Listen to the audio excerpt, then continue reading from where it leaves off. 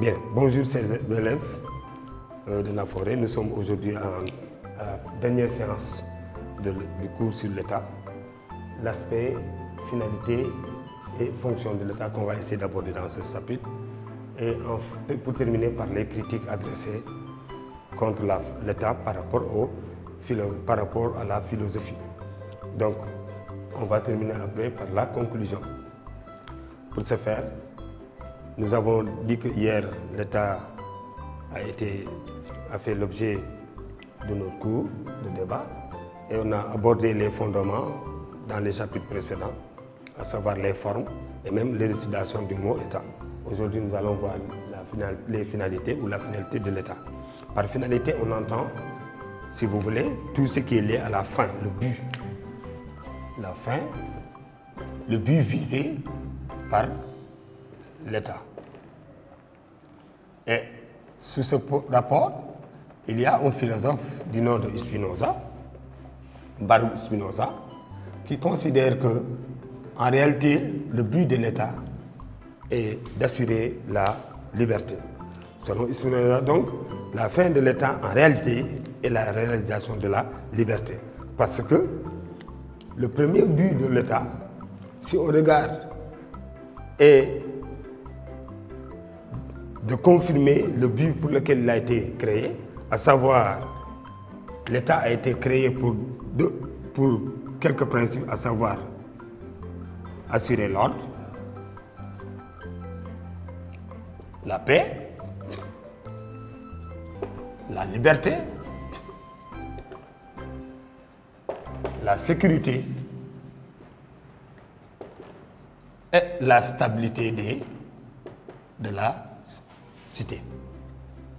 Donc, de ce point de vue, on peut dire que l'État a pour mission d'assurer son rôle principal qui est de maintenir l'ordre, d'assurer la paix, de garantir la liberté, la sécurité de ses membres et surtout la stabilité de la cité.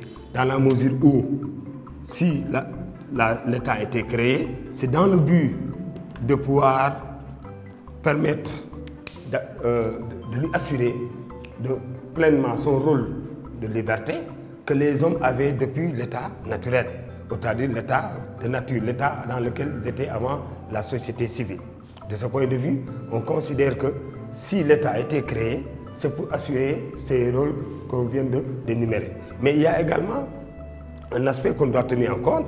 Cela veut dire que si l'État garantit aux citoyens la liberté, la sécurité, la paix, mais il permet aussi de montrer que ces gouvernants ont une fonction, une mission à jouer envers les gouvernés. Dans la mesure s'il y a État, il permet de distinguer les gouvernants et les gouvernés. Et les gouvernants, ce ne sont rien d'autre que les dirigeants. Ça renvoie aux dirigeants, si vous voulez, au gouvernement ou aux membres de l'État.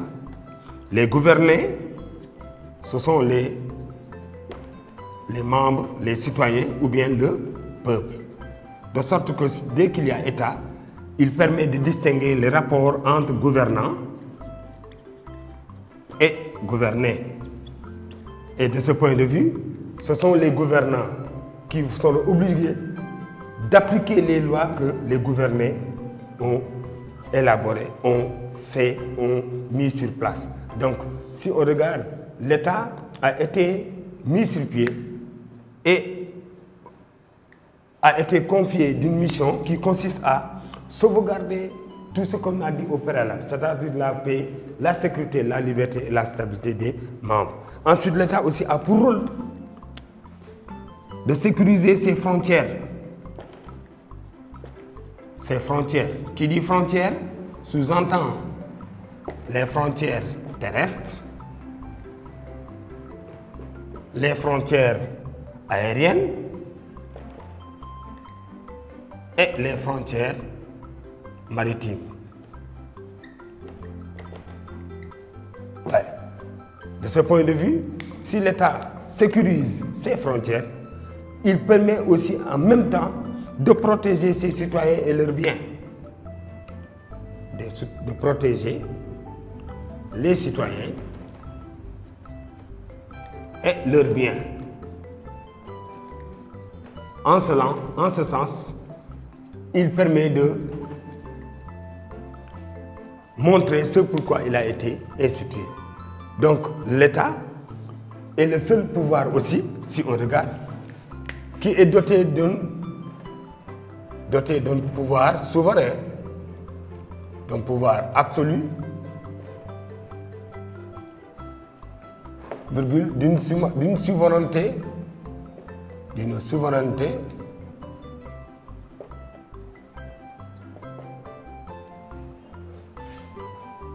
totale. Pourquoi? Parce que l'État est le seul, ou bien la seule institution, ou bien le seul organe habilité, si vous voulez, à manifester son autorité sans limite, montrer que c'est le pouvoir absolu qui lui a été confié pour pouvoir gérer pleinement son rôle. Et ce pouvoir absolu donné à l'État, c'est un pouvoir sans limite, un pouvoir qui est excessif, un pouvoir qui est fort, un pouvoir qui est violent, dans le but d'assurer la mission pour laquelle il a été créé. C'est la mission d'assurer la paix, la sécurité, la liberté et la stabilité, dans la mesure où, pour gouverner les hommes, il faut comprendre qu'on peut avoir des gens qui sont obéissants et certains qui sont désobéissants.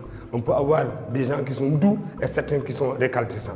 De ce point de vue, l'État donc a été mis sur pied dans le but de montrer que sans limite, sans excès, sans violence, sans pouvoir absolu, il ne pourra pas jouer pleinement son rôle. C'est ce pourquoi il a été donc institué et on lui a donné toutes les forces pour qu'il puisse agir pleinement sans rendre compte à personne. Mais ces finalités de l'État ne peuvent pas rester sans faire l'objet de critiques. L'objet de critiques de la part des philosophes. Parce que si on considère l'État comme étant l'organe qui est chargé de gérer la cité, il faut comprendre que quelque part, il fera l'objet de contestations, de débats contradictoires. Et parmi ces débats, il y a des positions et des théories philosophiques qui ont été soutenues, ou alors dégagées ou évoquées par des philosophes qui montrent que sur la question de l'État, il y a deux camps qui sont départagés. Il y a certains qui considèrent que l'État, il est le garant de la cité, le garant des libertés citoyennes, mais aussi il est en même temps l'ennemi de ces mêmes citoyens et de ces mêmes libertés. D'où on aura en grand cadre les critiques adressées contre l'État. Alors, donc si on va aborder cet aspect sur les critiques de l'État, à savoir donc, il y a eu des doctrines et des théories philosophiques, des doctrines ou théories philosophiques divergentes adressées contre l'État. Et parmi ces théories, on peut noter entre autres, en petit 1, ceux qui considèrent que l'État est l'ennemi, et non l'ami, l'ennemi des citoyens. Pourquoi ce petit 1? Parce que sur la question de l'État, sur les critiques adressées à l'État, les positions et les avis sont départagés. Ceux qui considèrent que l'État est l'ennemi des citoyens, ils sont surtout dans le camp des philosophes allemands, à savoir Marx, Machiavel, italien, Engels, Nietzsche, etc. Ces philosophes considèrent que si l'État est l'ennemi des citoyens, c'est parce que d'abord, il est doté d'un pouvoir absolu. Absolu fort, violent, répressif. Il manifeste son autorité par les appareils de répression tels que la police, la gendarmerie, l'armée et, si vous voulez, la justice. Donc, avec ces lois et ces appareils répressifs,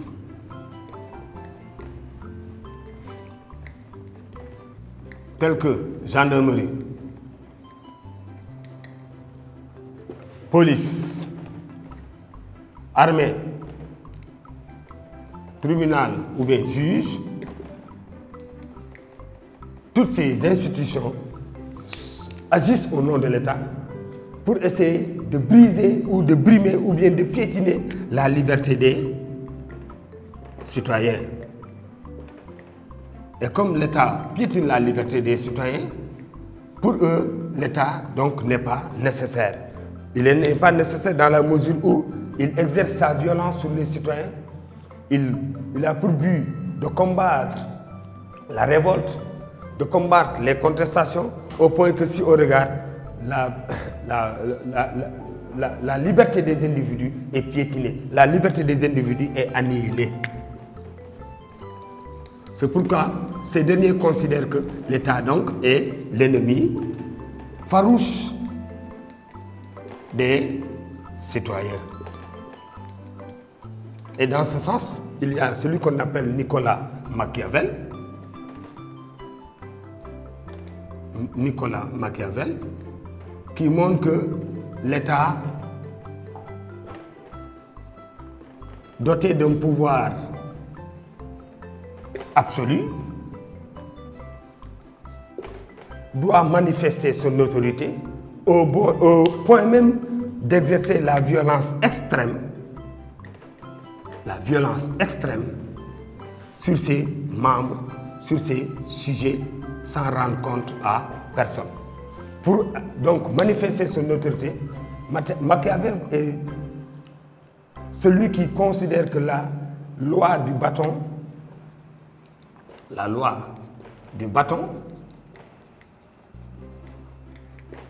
et de la carotte est forcément nécessaire d'être utilisée par la machine étatique. À savoir, pourquoi la loi du bâton? Parce que la loi du bâton va s'appliquer pour ceux-là qui sont récalcitrants, ceux-là qui sont désobéissants envers l'État. Donc, pour ceux-là qui se révoltent et qui n'obéissent pas par le manque de respect à l'État, qui piétinent les mesures ou les barrières délimitées par l'État, donc ceux-là, il faudra employer parfois le bâton pour les amener à obéir, à respecter, à se conformer aux lois. Ceux-là maintenant qui se conforment à la loi par respect, par droit de citoyenneté, alors au lieu d'utiliser le bâton, il faut utiliser la carotte. C'est pourquoi donc Machiavel considère que pour gouverner les hommes, il faut que le pouvoir soit doté d'un pouvoir fort, violent et absolu. Il doit alterner parfois le bâton et la carotte. Le bâton pour ceux-là qui sont désobéissants et la carotte pour ceux-là qui sont obéissants. De ce point de vue, s'il le fait, un État pourra régner aussi longtemps au sommet, à la tête du pouvoir. Montesquieu, le philosophe anglais, considère que lui, à son tour, pour qu'un État puisse gouverner et régner longtemps, il faut qu'il y ait ce qu'on appelle la séparation des pouvoirs. Et cela n'est valable que dans le contexte où le régime démocratique. Pourquoi la séparation des pouvoirs? Pour éviter les abus, les excès, d'accord, le despotisme. Alors il faut séparer les trois pouvoirs, lesquels, à savoir l'exécutif. Il faut séparer l'exécutif du législatif et le judiciaire. Pourquoi Montesquieu propose cela? Il montre qu'un seul homme ou bien un seul État qui monopolise et l'exécutif, le législatif et le judiciaire risquera de gouverner l'État à sa volonté, selon ses caprices, selon ses désirs, selon ses intentions ou bien ses passions égoïstes. Alors pour freiner un tel abus de pouvoir, il faut donc confier l'exécutif à l'État, que l'État doit jouer leur pouvoir exécutif réellement, qui consiste à assurer ou appliquer le droit de veto, le droit de créer les lois, non, les décrets présidentiels, qu'il faut au préalable soumettre au législatif qui est chargé de faire les lois ou bien de voter les lois, mais aussi de savoir dire à l'exécutif non quand il le faut. Ensuite, quand ces lois sont votées, elles sont confiées tout de suite au pouvoir judiciaire qui est chargé de les faire respecter. Alors, c'est dans ce contexte seulement qu'il peut avoir empêchement ou frein d'exercer un abus de pouvoir envers ses citoyens. Parce que si l'homme, en général, a trop de pouvoir, il a tendance à en abuser. Et pour ne pas en abuser, Montesquieu propose la séparation des trois pouvoirs, qui est l'exécutif, le législatif et le judiciaire. Oui, donc c'est dans ce contexte qu'il montre que donc, il y a l'État le meilleur ou l'État idéal. Pour le gouverner, il faut appliquer le régime démocratique qui consiste à séparer les trois pouvoirs dans ce type d'État. Il y a également celui qu'on appelle Bakounine ou Paul Valéry Bakounine qui montre que l'État fait l'objet de critiques. Pourquoi? Parce qu'il manifeste son autorité à travers les manifestations, à travers les répressions, à travers les révoltes et les guerres. Quand il y a droit de marche, on envoie la police, la gendarmerie, l'armée au sein des individus pour combattre, les freiner, pour aliéner leur liberté. De ce point de vue, il considère donc que l'État n'est pas un État qui arrange le peuple, mais c'est un État qui arrange une certaine couche de la société, au point que ces derniers ont tendance à faire prévaloir leurs intérêts égoïstes ou passifs. De ce point de vue, il considère qu'il faut prôner la disparition ou la suppression pure et dure de l'État. Pour quelqu'un comme Nietzsche, Nietzsche considère que l'État a tendance à masquer son intérêt pour dire qu'il agit au nom du peuple. Donc cette action est une action qui se rapproche ou se rapporte au mensonge. C'est pourquoi donc Nietzsche considère que tout État est un État mais un mensonger dans la mesure où il agit au nom du peuple, faisant semblant qu'il agit pour l'intérêt général alors qu'il agit pour son intérêt propre, c'est-à-dire son intérêt particulier. De sorte que l'État est un monstre froid qui ment froidement et lui, l'État, son expression est selon lequel moi, l'État, je suis le peuple, je suis le représentant du peuple. Donc pour Nietzsche, l'État n'est pas un État véridique, c'est un État qui masque des intérêts pour agir au nom du peuple, mais en réalité qui va en porte-à-faux ou en contradiction avec les intérêts même de la volonté générale. Marx considère que tout État divise la société en deux couches, en deux classes. La société des bourgeois et la classe des prolétaires. La classe des bourgeois ont organisé ou bien inventé la machine étatique pour en fait essayer d'appliquer leurs intérêts sur la classe dominante qui est la classe prolétaire. Donc pour préserver leurs intérêts, ils sont obligés d'utiliser cet appareil d'État pour essayer de l'appliquer, de l'exercer contre les prolétaires qui sont malheureusement les parents pauvres de la couche vulnérable. Donc de ce point de vue, un tel État, Marx considère que c'est un État dominant, c'est un instrument que les pauvres, qui a été utilisé contre les pauvres, mais non au nom du peuple. C'est ça le paradoxe de l'État. Alors, pour trouver une solution à toutes ces formes d'État, il y a celui qu'on dira tout à l'heure, Paul Valéry, qui a été un chef d'État. Mais avant lui, on va d'abord voir en petit 2 ceux-là qui considèrent que l'État est le garant, si vous voulez, l'ami au lieu de l'ennemi. Maintenant, il est ami des citoyens. Pourquoi? Ces philosophes considèrent que l'État ne doit pas disparaître, il est nécessaire pour garantir la liberté des citoyens. C'est parce que ceux qui considèrent que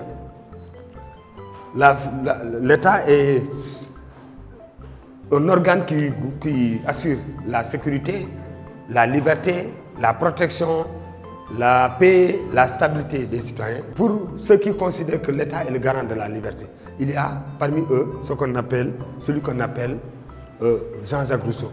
Jean-Jacques Rousseau considère que l'État est nécessaire pour préserver l'intérêt général, pour préserver la volonté générale. Parce que là où il n'y a pas d'État, nous risquerons de retourner à l'anarchie. Et quand on va retourner à l'anarchie, ce serait le retour à la guerre, à la violence, à la barbarie. Or, le pacte social, le contrat n'a pas été mis sur pied pour combattre les libertés des individus, mais c'est plutôt instaurer la liberté, la paix et l'égalité des citoyens. Donc, un organe comme l'État, mis sur pied, sera chargé d'assurer le but pour lequel il a été institué, à savoir la liberté, la sécurité et la paix de ses membres, pour que ces gens-là puissent agir pleinement leur droit de citoyenneté. Alors, de ce point de vue, Rousseau considère que là où il n'y a pas État, il est difficile d'assurer ses fonctions d'ordre, de stabilité, de tranquillité, de paix, de liberté et de sécurité. Donc c'est pourquoi pour lui, l'État est une nécessité à la liberté des individus. C'est dans surtout le modèle étatique qu'il préconise, c'est le modèle démocratique. Pour lui, le modèle démocratique est la meilleure forme de gouvernement qui puisse sauvegarder les libertés des individus, les droits de citoyenneté, organiser des votes et assurer la stabilité, la sécurité, la paix et le droit civil des individus. Alors, c'est pourquoi donc, si on considère, en dépit de tout ce qui a été dit, d'après toutes ces considérations sur ces critiques, à savoir ceux qui sont pour la disparition de l'État, qui considèrent que l'État est l'ennemi, et ceux qui considèrent que l'État est le garant, il y a un troisième qu'on appelle Paul Valéry, philosophe. Lui, il prend non pas la position des deux camps, mais il se trouve au milieu. C'est-à-dire, il propose l'État comme un organe, une institution qui va équilibrer